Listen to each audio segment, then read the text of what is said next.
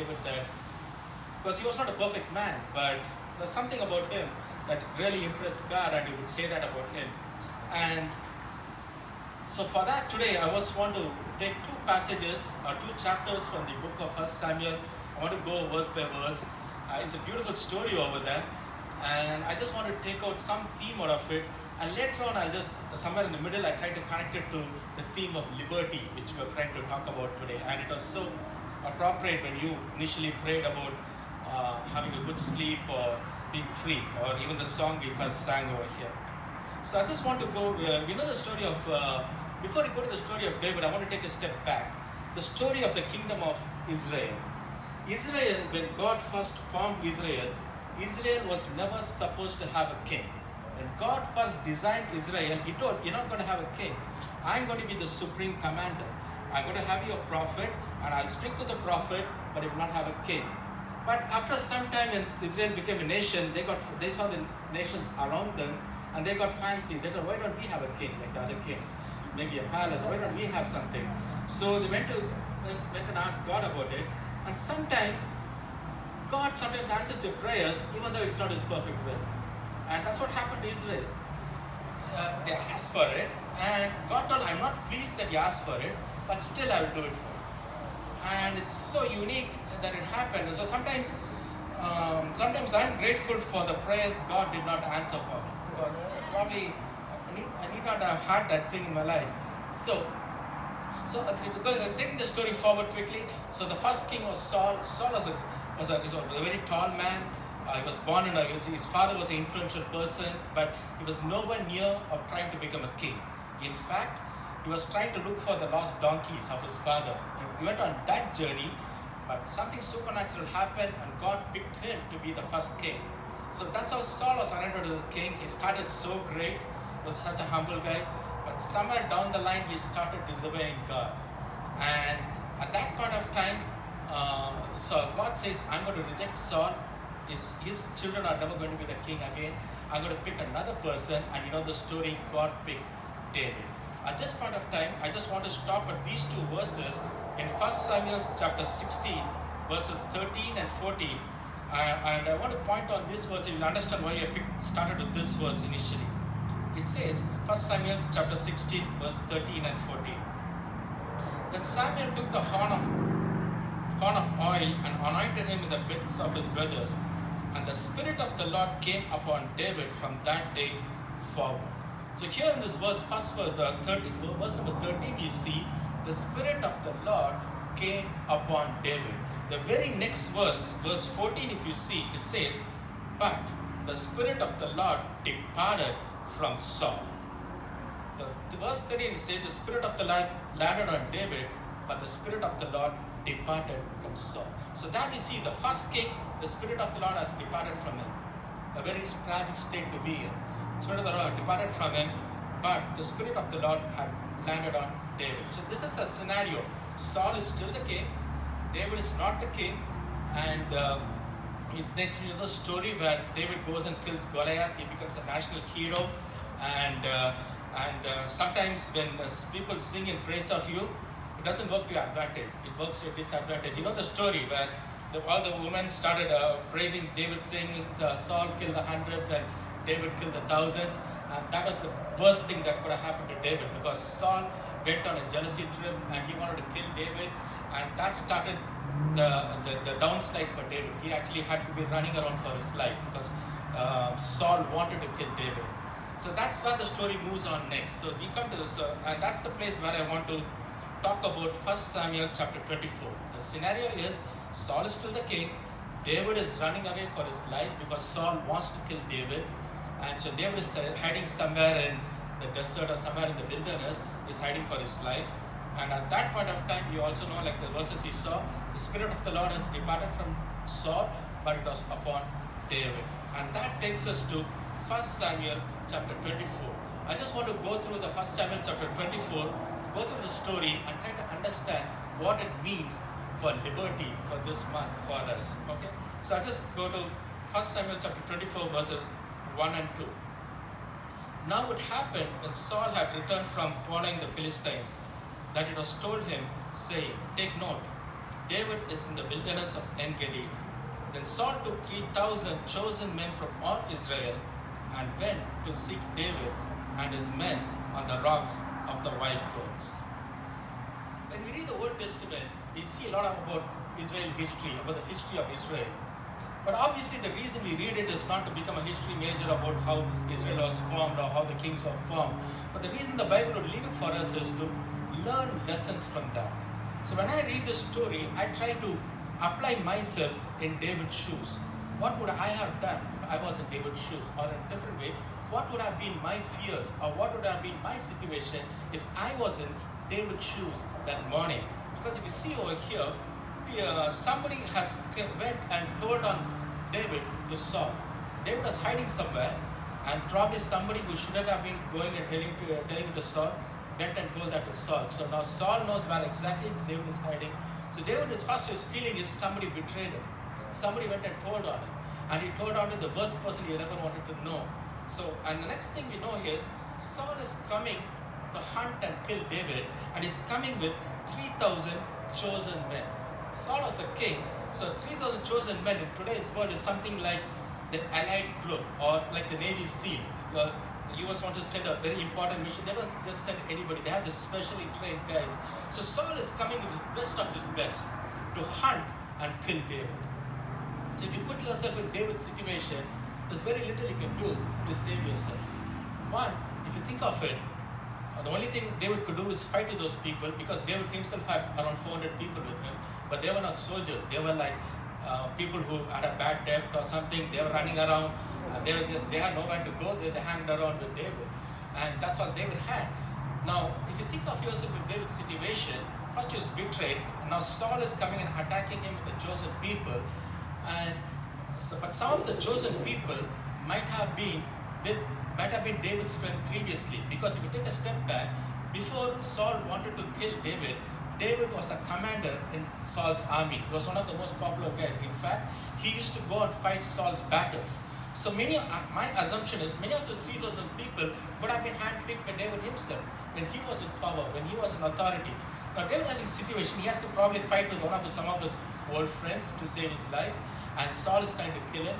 And so if you think of David at that situation, if you come up with a strategy, he wouldn't have any strategy to help himself, because there is no way that David can escape the situation other than having to fight with his own people and save his own life. But why I would say that is, this situation for David was an impossible situation. But one thing I want you to remember, the Spirit of the Lord was upon David, but the Spirit of the Lord had departed from Saul.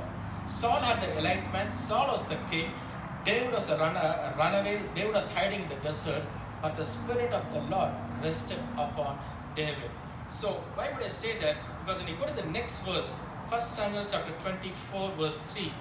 So he came to the sheepfolds by the road, where there was a cave, and Saul went in to attend to his needs. Basically, Saul went in to take care of his business. So obviously, if you think of it, at this point of time, David is hiding inside the cave. What do you think is the probability that Saul will want to take a go at exactly when he comes near that cave?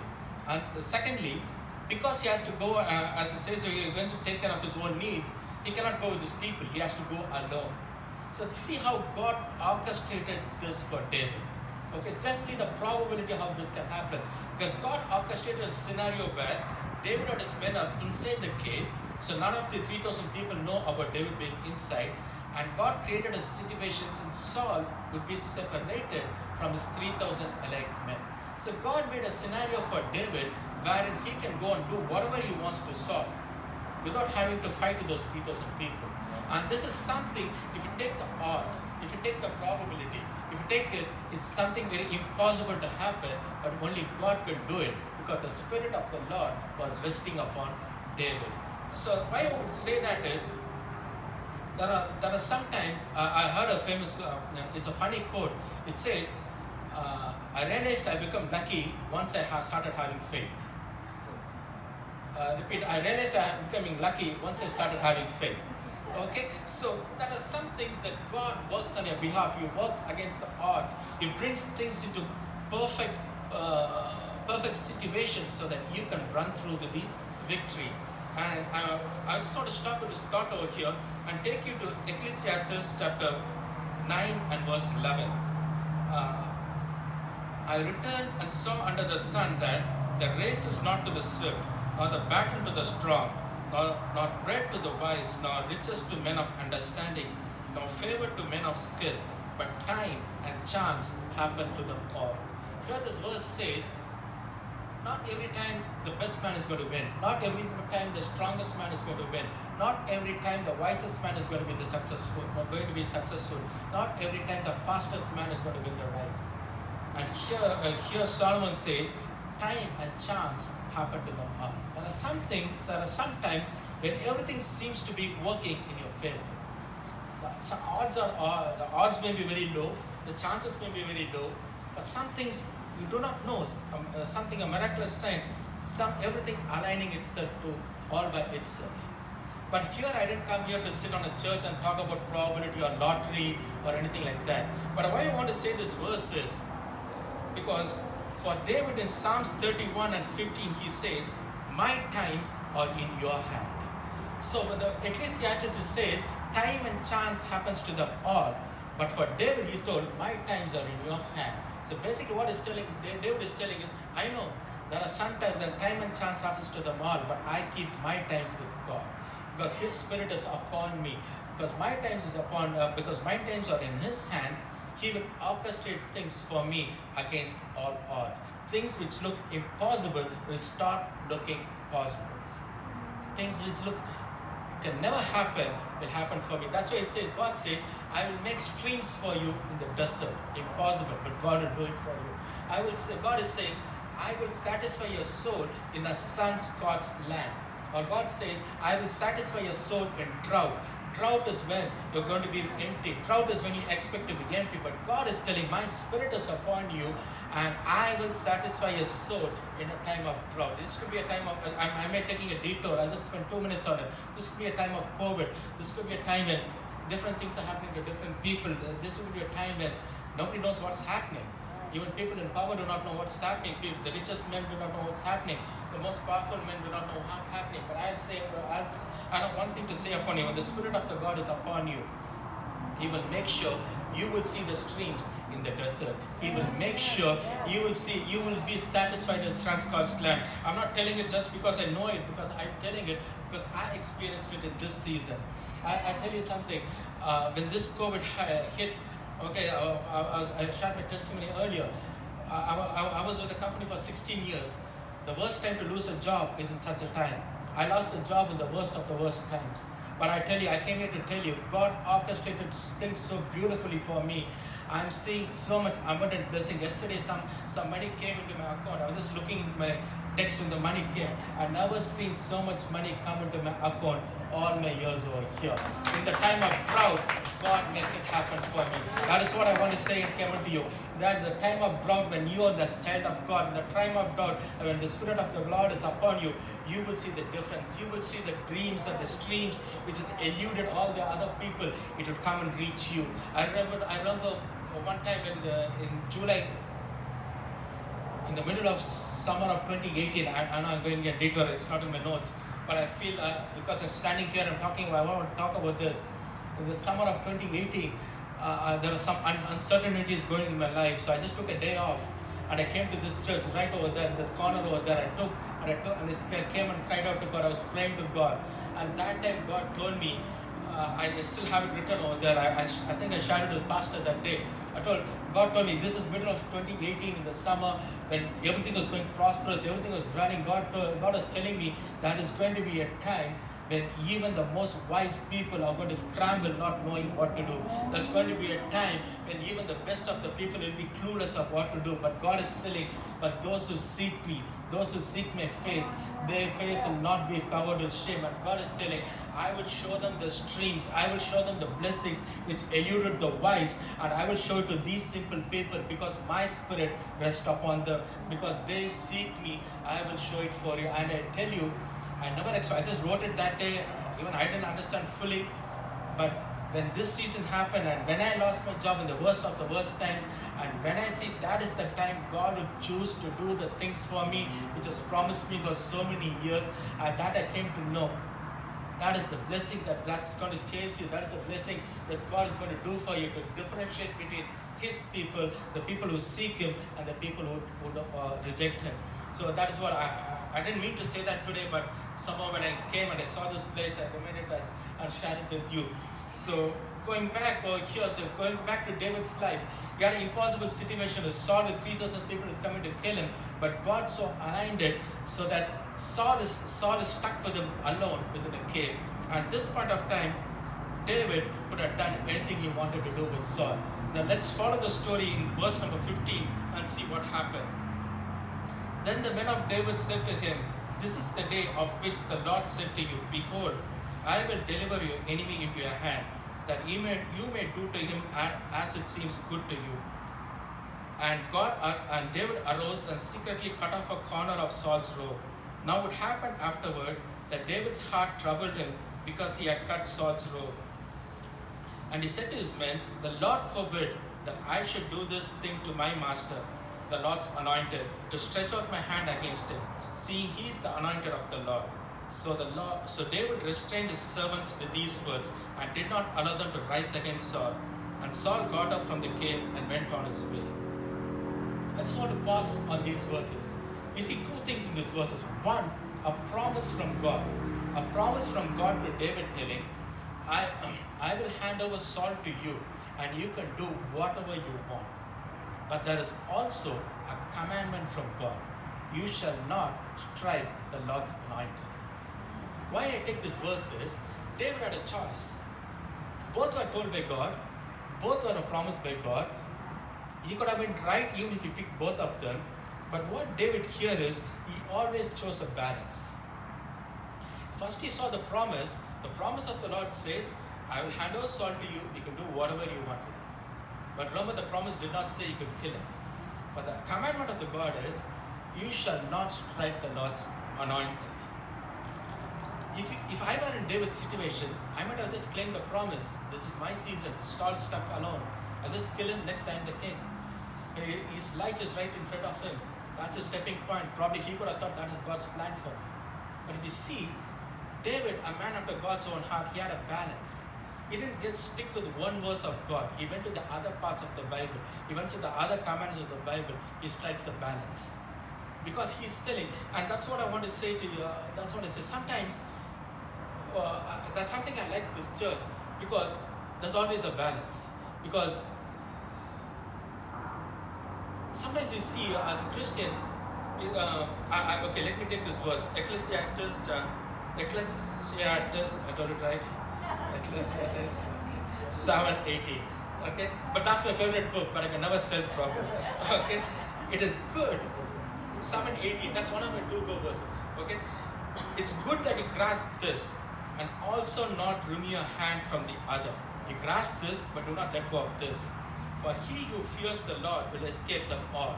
A different translation says, here he who fears the Lord will avoid all extremes. Basically what he's telling is, take the Bible as a whole.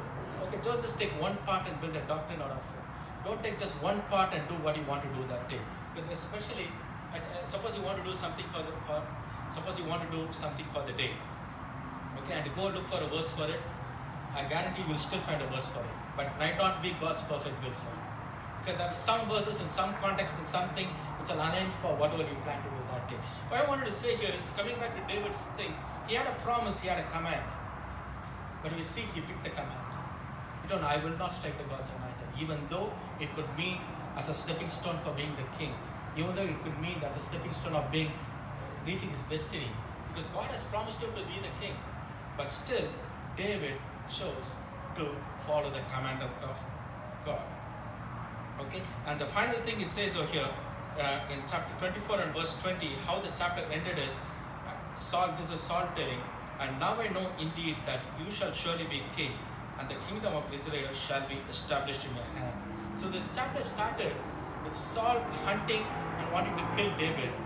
But the chapter ended the same Saul blessing and telling, "You will be the king." See, within the same day, God completely transformed it. The starting of the day, Saul wanted to kill him. Ending of the day, Saul himself is blessing David, and you will be the next king. So coming now to the point, why would I say this on the month of liberty when the church has called it for liberty? You know the verse that we have, 2 Corinthians chapter 3 and 17. Now the Lord is the Spirit, and where the Spirit of the Lord is, there is liberty. We go back, I was telling earlier, the Spirit of the Lord was upon David, but was not upon Saul. But if we take reality, Saul was the king. He was the one living in the palace. He was the one in command. He was the one who had all the power. Okay? But David, if you see, he was a runaway. He was in defense. He was in wilderness. But the only difference is the Spirit of the Lord was upon David. But if you see, who had the real liberty in this place?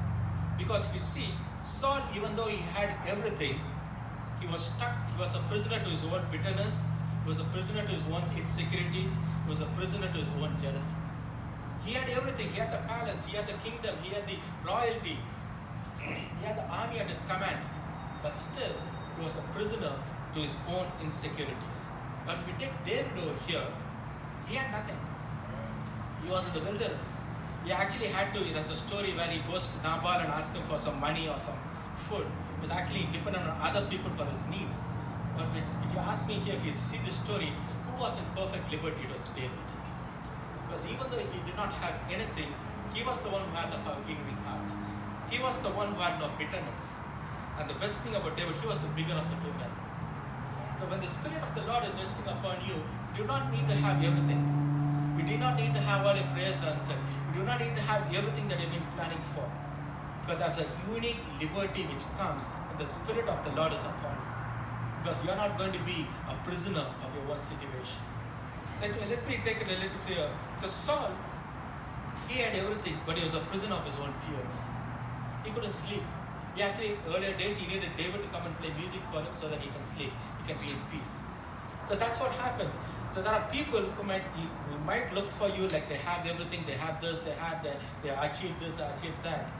But that's not the point. If you really want to have life and life abundant, God is telling, when my Spirit is there, that is the true liberty.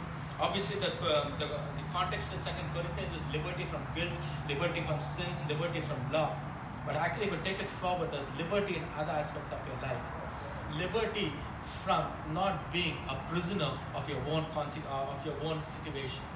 Because David, if you see, he enjoyed the confidence and liberty within himself. If you see over here, 1 Samuel chapter 24 and verse 12. Let the Lord judge between you and me, and let the Lord avenge me on you. But my hand shall not be against you. I just want to stop somewhere over here. Take the situation of David. He could have been a prisoner of his own situation. He could have worked out his own way out. He could have killed Saul and taken over the kingdom. Okay? But he was a man who enjoyed liberty. And how did the liberty come? Because he trusted in God. He told, I'm not going to be a prisoner of having unforgiveness. I'm not going to be a prisoner of trying to avenge myself. I'm not going to be the prisoner of going and fighting my own battle. I'm a free man because God will fight my battles for me. I don't have to plan my battles. I don't have to plan my comeback. I don't have to plan how I'm going to push against this person. Because many times even in life, people talk against you. People do something behind your back. People do things you do not want them to do. People hurt you. The first thing that comes to your mind is, how can I plan my comeback? How can I do something so that I can get against it? But I came here to tell you today, when the Spirit of the Lord is upon you, He gives you the liberty so that you don't have to fight back. He gives you the liberty which gives you the confidence, telling, my God will fight the battle. My God will avenge me. My God will do what I want for me. I do not have to plan it out. I do not have to go and fight it out.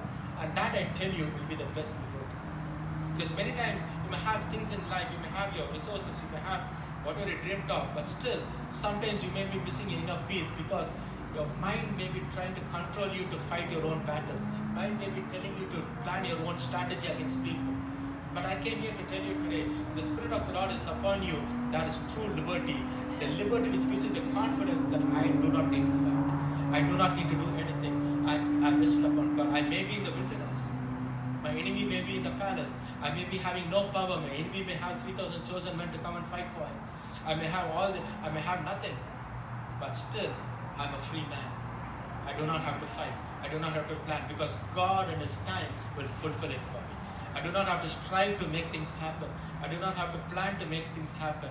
I do not have to come up with some strategy, pick some part of the Bible and come up with my own ideas to plan a comeback. I just trust in God. And that I came here to tell you, that is the liberty that the Spirit of the Lord gives.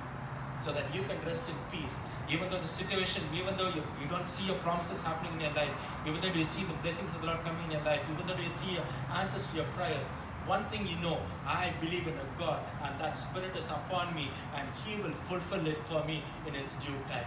Because my times are in His hands, time and chance will happen to me too. I do not need to be the most wisest guy. I do not need to be the most fastest guy. I need not need to be the most strongest person, because time and chance will happen to me, because my times are in His hands. And that's what I want to say here. And that is what I saw in David's life. His trust in God gave him the liberty, so that he is not a prisoner of his own fears. He's not a prisoner of his future.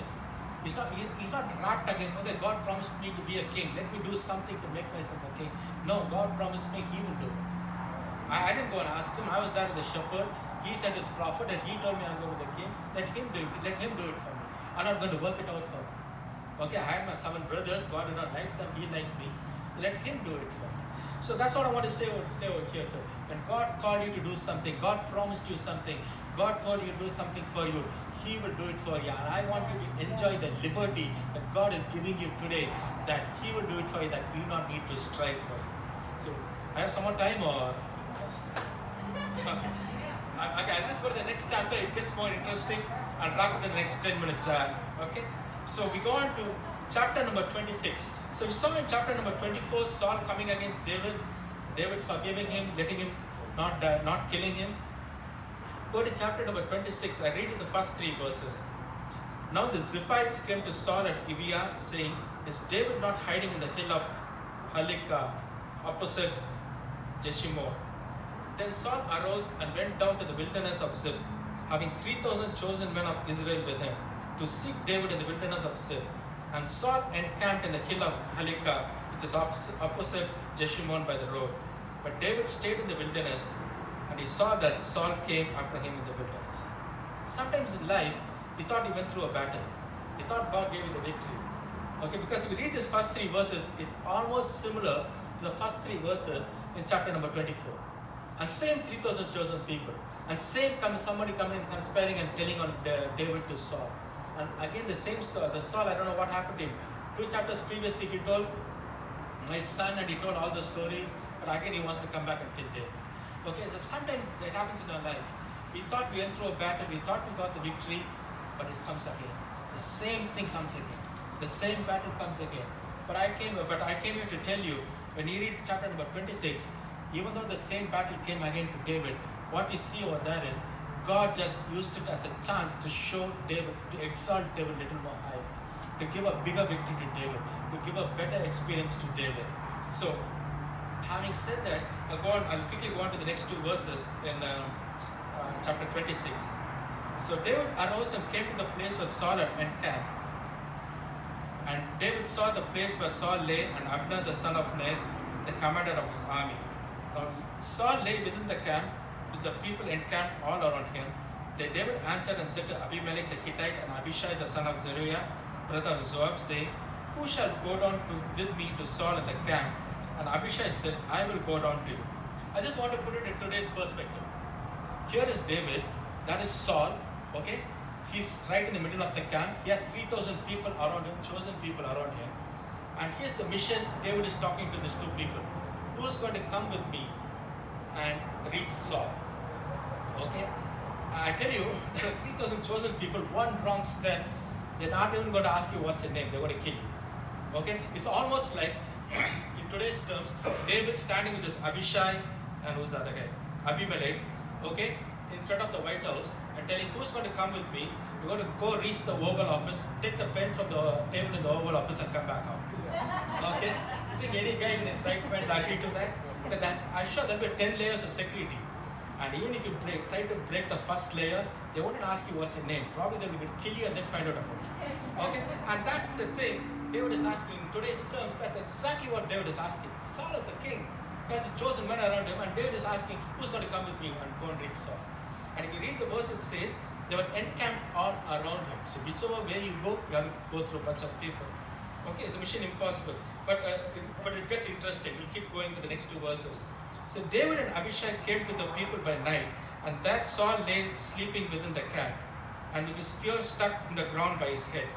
And Abner and the people lay all around him. And then Abishai said to David, God has delivered your enemy in your hand this day. Now therefore please let me strike him at once with a spear, right to the earth, and I will not have to strike him a second time. See here, the situation here is, David is running for his life, Abishai also.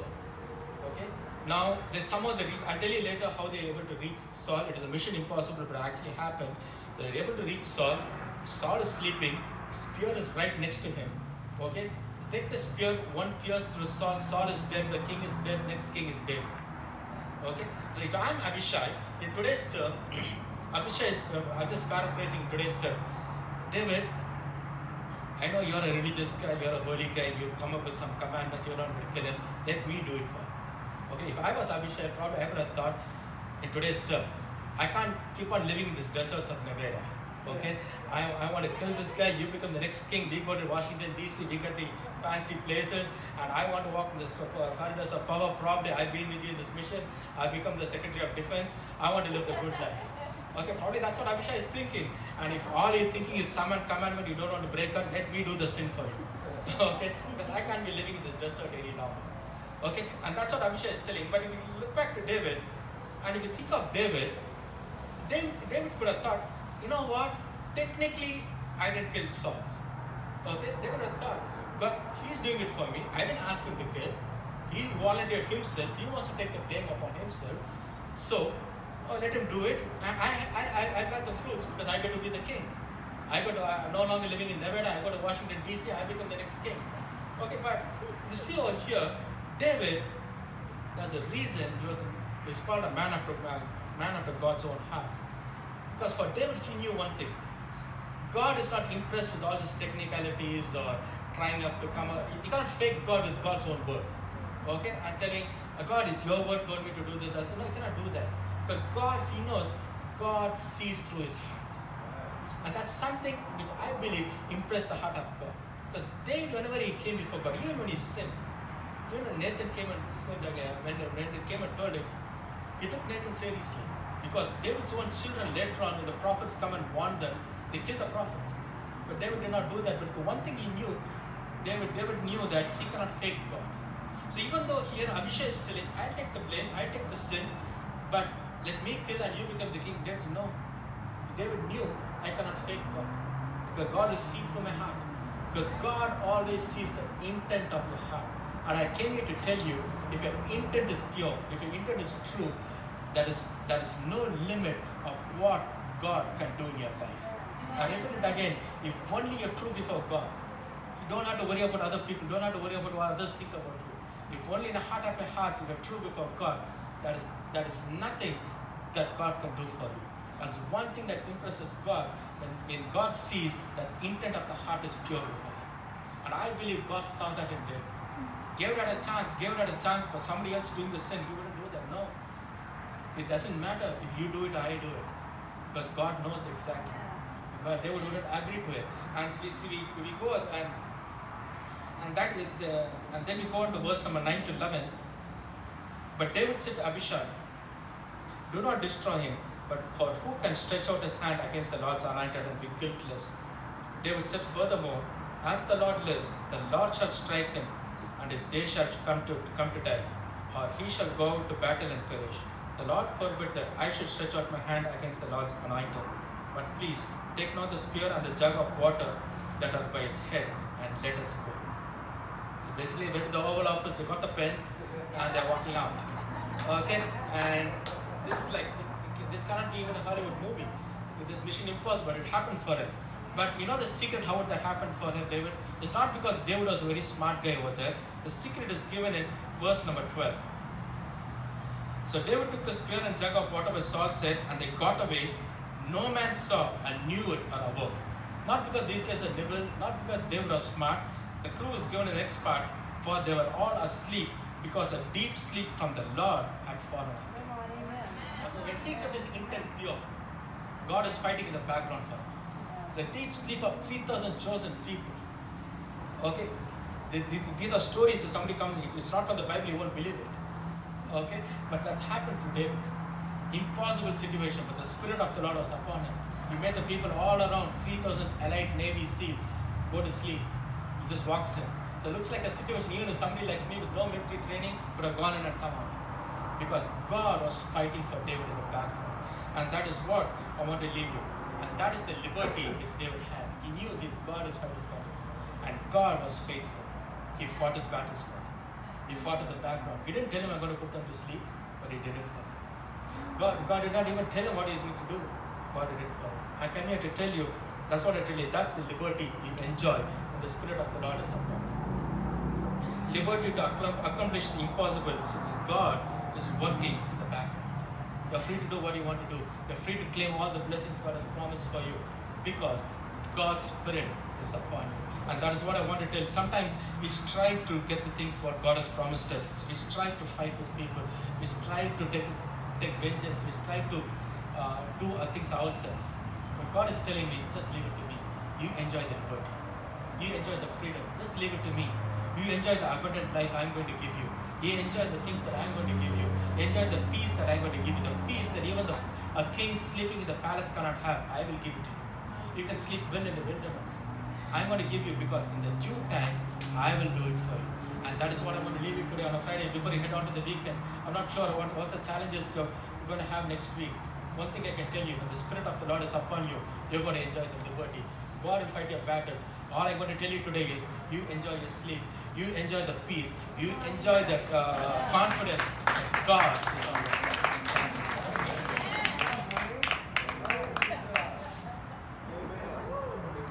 Amen. I don't know about you, but I've done that. He kept saying, mission impossible.